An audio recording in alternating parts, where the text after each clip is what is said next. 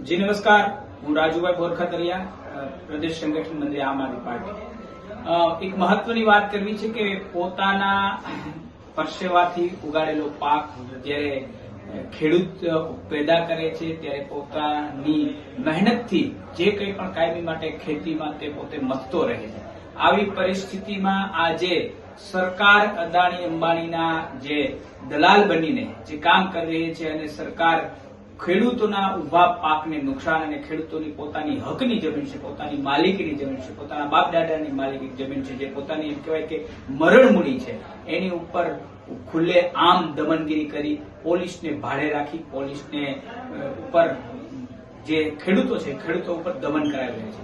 આવી પરિસ્થિતિની અંદર આજે એમ કહેવાય કે ગુજરાતનો એક ખેડૂત ત્રાહિમામ થઈ ગયો છે. ત્રાહિમામની પરિસ્થિતિની અંદર ખેડૂતો આજે કહી રહ્યા છે કે સરકાર શું અમને આ કરવા માટે જ આજે રોડ ઉપર લાવી રહી છે.